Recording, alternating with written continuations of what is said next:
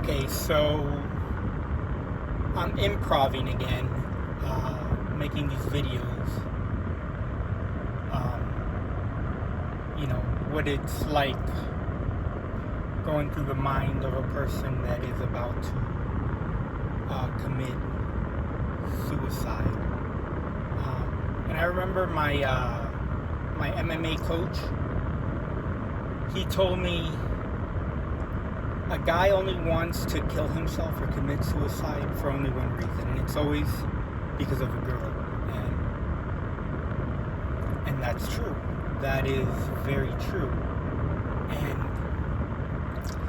the way we behave and act, the way that we decide how to see reality, the way if we treat reality a certain way,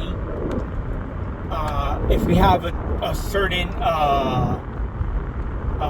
presupposition and preconceived notions, about reality, then we make that reality come true because we end up treating people the same way. We end up pushing them towards the same direction. So we push them so hard that we make them out to be the enemy that we think they are. How we view reality. If there's a guy that falls in love with a girl and he has his heart broken and she means to him more, her life means more to him than his own life. If you have a guy that has his broken heart and he's like, oh, yeah, you know what, it was never meant to be, we'll never go out. Deep down inside, it's only natural for us to always hang on to a little bit of hope. A little bit of hope, just in case there's that 0.00009765431% chance of it working out. Yeah, we'll hang on to that, but we'll always hang on to a little bit of small hope. Why? Because that person meant a lot to us. So we still move on. We do things to meet other people, to fall in love elsewhere. We move on. That's what I did. The problem was that this girl that I fell in love with that broke my heart, and now I want to commit suicide because she did a lot more than break my heart. She broke me emotionally and physically to a point where I can't recover. So even despite all that harm she did to me, I have nothing against her. I still love her, and I want what's best for her.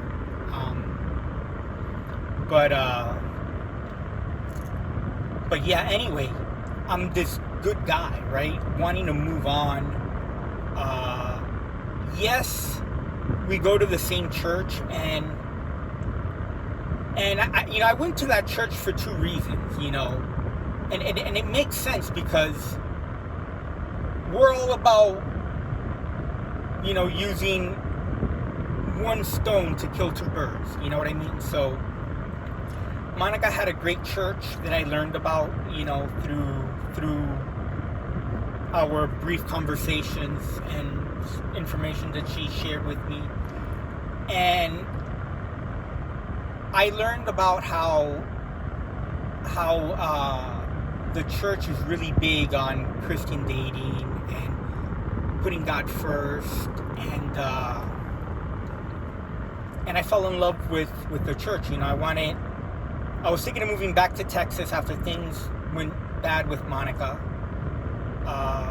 This was way before things got really crazy and out of hand.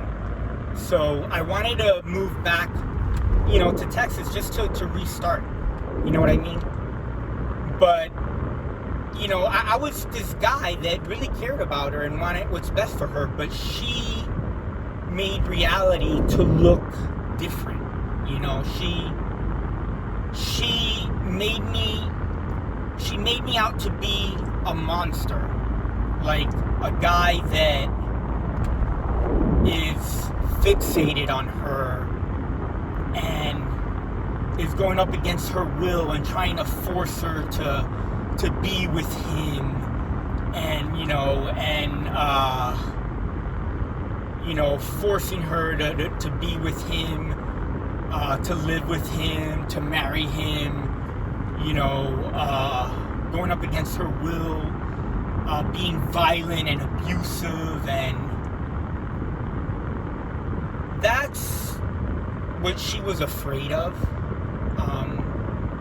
And that fear makes you look at reality different, and you treat reality differently, and you start treating people like that is reality. And when you start treating people the same way, you push people in so many different ways, in so many different directions, that reality becomes true. Everyone starts to believe it and see it, even though that's not what reality actually is.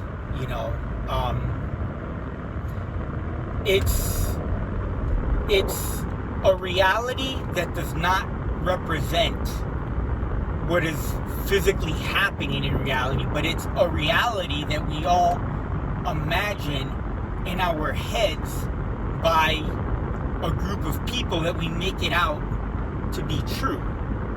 And that's painting me out to be a guy that is cyber stalking this girl that broke my heart, a guy that will never stop contacting her, a guy that would never stop contacting her boyfriend. She probably thought I kept contacting her and her boyfriend because I was this abusive, obsessive, violent person trying to force her into a relationship or into chaos. Like I'm dangerous. I can be capable of anything, and nothing could be so farther from the truth. But we live in a society where we're very prejudiced towards men, and we show a lot of favoritism towards women, when in reality, men are the most caring people. They're the most forgiving. They don't hold grudges.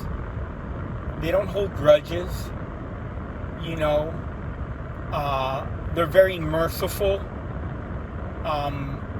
very generous, gracious. That's who we are as men,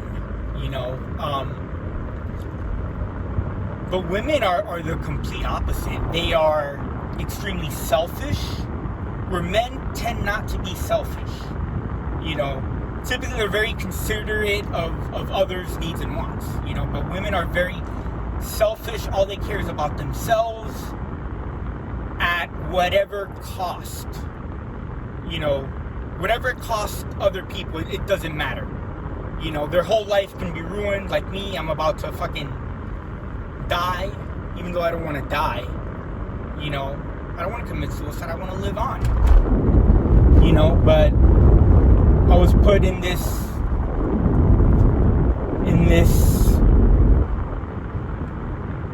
figment reality that people are imagining, that it's nowhere near the truth. And that situation just made me out to be a martyr. It made me out to be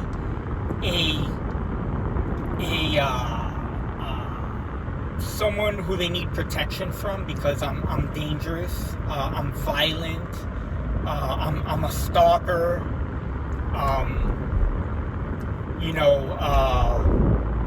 a domestically violent person. I can't be around people. I can't live with people. I'm just really dangerous.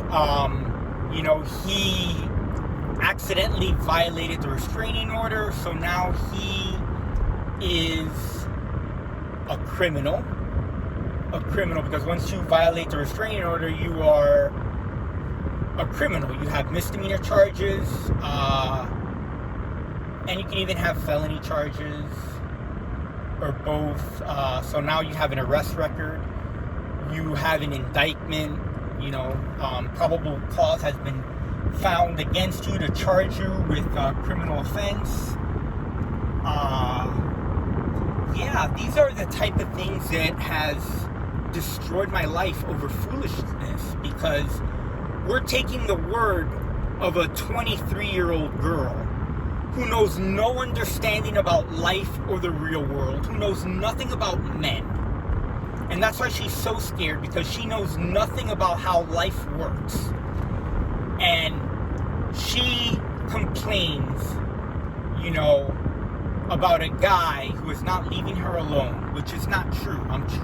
That is not true. I'm trying to leave her alone, but she makes reality a certain way that it makes me out to be the person that is a stalker, that is violent, that is domestically violent,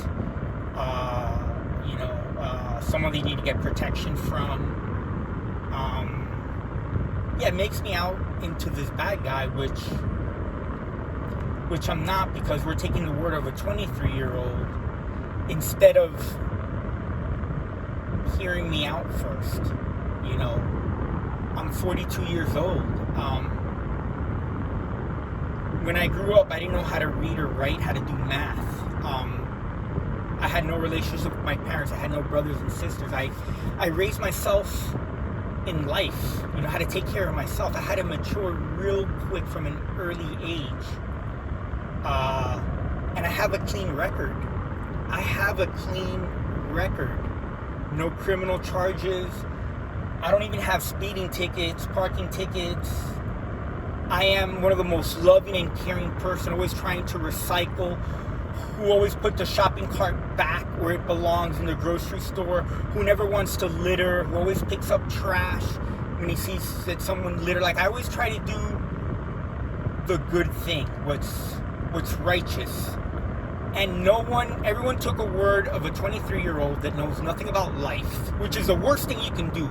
You can't take the word of a 23-year-old, because she's going to be wrong about everything. And if you take her word, then you're condemning me based on things that make no sense, because you're listening to a 23-year-old that has no sense of how the world works. And no one was able to listen to me. And yes, you went behind my back.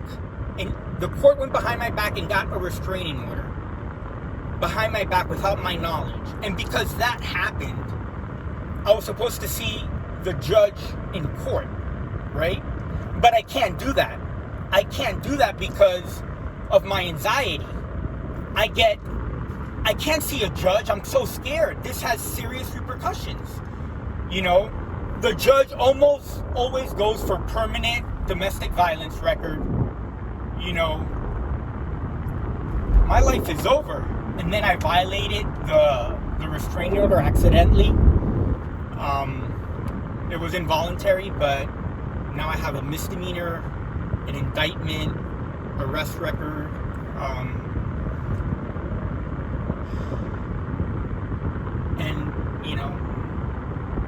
Oh, and by the way, I didn't say why all this happened. I fell in love with her, and I wrote her a suicide note when she rejected me. And this happened in school, in the university, in the master's program, where we spent 8 hours together once a week. We all know each other for 8 hours once every week. So, we build relationships, we get to know each other. So, in that situation, she'd always flirt with me. It looked like we were both showing genuine interest. A student even said that we were falling in love. A lot of positive things was happening with her, but, she would be really playful, and she kind of rejected me. And had a momentary lapse in judgment. You know, my stress kicked in. You know, I thought I was being rejected, and my survival mode kicked in because it thought that, you know, I won't be able to live on and reproduce, and my species will die, or I'll die. And I ended up writing a suicide note, which is normal. I mean, how many guys have felt suicidal because the girl that they love has broken his heart? How many have actually committed suicide? How many love songs are there about wanting to commit suicide after things didn't work out in a relationship? This is so normal, you know, but that's what scared her. And she created a reality where I am a monster, a stalker, a violent person, someone who's trying to force her into a relationship with me, someone who is obsessed, you know, and they took a word of a 23-year-old who knows nothing about life and didn't consider me. They went behind my back, and I have a court hearing so they get to hear my side. But the problem with that is that upon getting the restraining order, I find out that I have a public record for being domestically violent, and then I have friends telling me that the judge is automatically going to vote for permanent restraining order, which means I have a permanent domestic violence record. And then the paper reads about the consequences of getting a restraining order. It says that you can't go to colleges, you can't finish certain degrees, you can't get certain jobs, your life is ruined. So that put me in panic mode. It put me in panic mode. When I got that restraining order, and it started telling me all that, it put me in panic, you know, in survival mode. Because before that survival mode, I had my heart broken for Monica. That is the biggest pain that I can feel. She didn't have to do anything else. That was devastating for me. And I had moved on and left her alone. But she created this reality where she went ahead and got a restraining order. And then after she would never hear from me again, she got a restraining order. And then, you know, she kept adding fuel to the fire. The fire was already extinguished. It was gone. But she put fluid to the fire. She got a restraining order, and making my symptoms worse, my stress, you know, this negative experience, it just kept reliving it again. So I have to go through another episode of allowing this wound that has just been freshly opened again to heal again. So it healed, you know. Monica would never hear from me again. But the state attorney of Florida and the Miami-Dade judge for the criminal division of domestic violence, or some bull malarkey like that, the judge, Javier A. Enriquez, he went to the state attorney. He pressed charges. The state attorney pressed charges. They convinced them to press charges against me for violating the restraining order because I wanted to kill myself because my career is over. A professional career in HR. Getting my master's now is going to be impossible with this permanent injunction for domestic violence. You know, I wanted to die and kill myself. So in my hope in not dying, I cried out to this girl who broke my heart, Monica. I cried out to her boyfriend because her boyfriend says, hey, we're friends, we're going to help each other. And I felt that I can really trust him. And I cried out to him for help. And Monica and the boyfriend, they betrayed my trust, went to the Miami-Dade attorney, filed a complaint for violating the misdemeanor a few times, even though the reason that the law was broken was because you gave me a restraining order, which encourages people to break the law. It makes it virtually impossible not to break the law, because that's what it did. It created fear and panic and anxiety, and it made me depressed and suicidal, and when there was no need for the restraining order. Had you not put the restraining order, Monica would never hear from me. She would never hear from me. So what if we go to the same church? When Monica and I, when we were okay, and when there was no contact order between Monica and I, we were talking and everything, she invited me to her church. I saw, some videos about how great her church was, how great it is for Christian dating, and how important it is to be in a church community to find the right person. So yeah, I started going to the church she went to. So what? Big deal. I'm going there because it was really good and healthy for finding family and friends and meeting your significant other. So what if she broke my heart, she's not interested in me because I messed things up so bad because I set up a suicide note. So what if I did that and she's not interested? And what if I go to the same church, she goes at a different time, she probably goes to the one at 10, I go to the one at 12. I know that because for all the months that I've been going there, I've never seen her. So what if I go to the same church? It doesn't mean that I'm stalking her or following her. No, I'm going there to meet my future wife.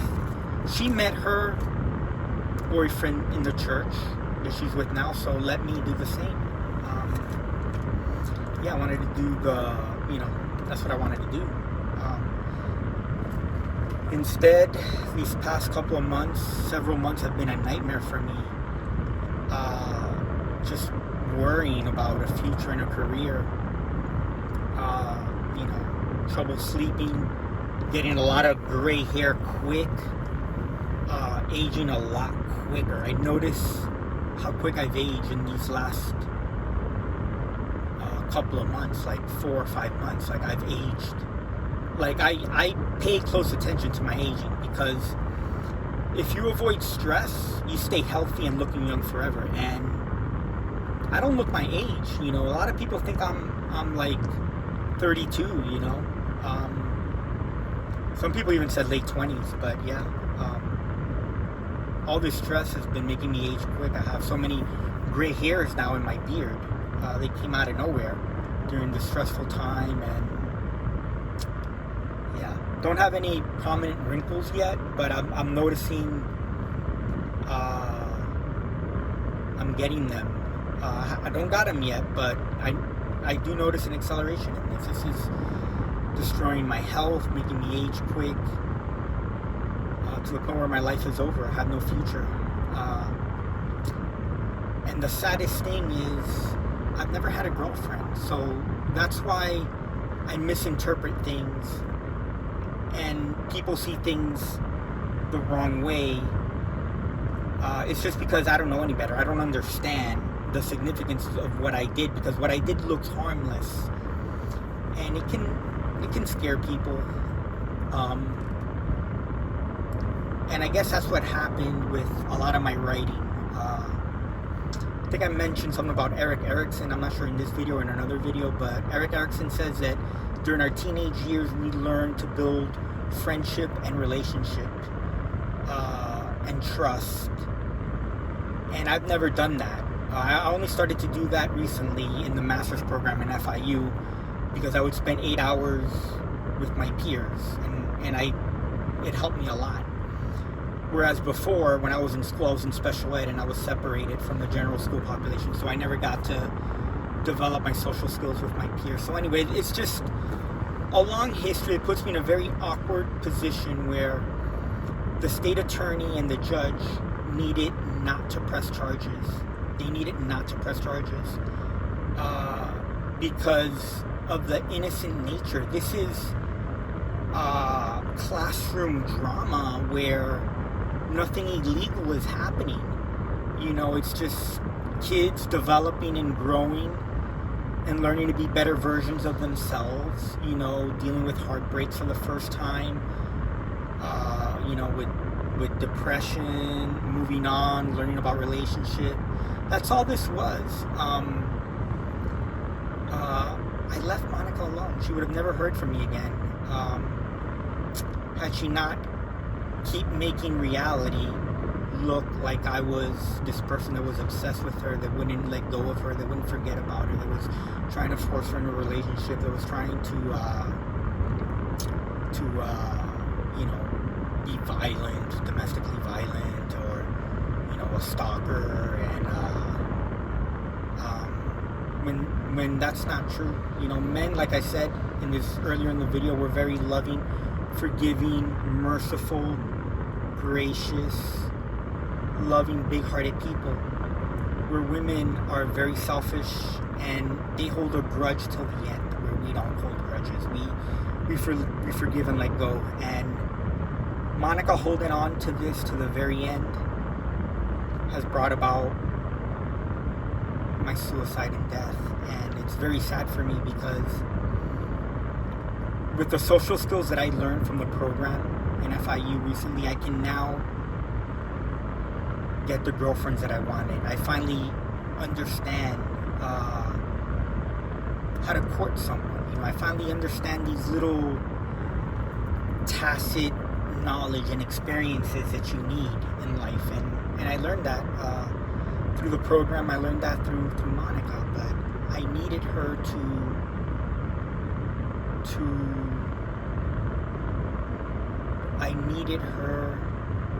just back off and stop and just let it go, because you don't understand this world. You know, I wanted to help you understand this world. You know, I became your George Mormont, you know, from Game of Thrones.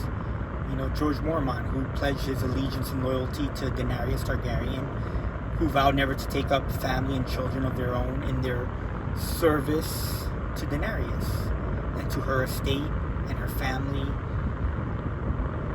and everything. And we do that because men instantly fall in love with women and were their natural protectors. And George Mormont, he was in love with her and gave his service to her, and he died for her while serving her. And he died in servitude to her, to Daenerys. And yeah, that's what I meant earlier. You know, yeah, you know, we instantly fall in love. Guys instantly fall in love. Women don't. Women, it's the whole experience from beginning to end. It takes them a lot longer to fall in love. Men just fall in love based on looks alone, and we become very protective towards women because of that. And that's why, even though I knew there was no chance with Monica, I still hung on to a little hope, which I always do, but I move on. I'm looking for other people. You know, I'm meeting people in the church, outside the church, pursuing relationships, hoping to fall in love with them. I'm moving on, but I still have that little hope, you know, in case maybe it might work out in the future. Who knows? And, you know, and in that hope, we're still their loyal protector, you know. I will always be George Mormont, you know, in my service to Monica or Daenerys Targaryen. You know, this is just a metaphor, you know. But yeah, I think that's the end of this video. We'll see how things continue to progress.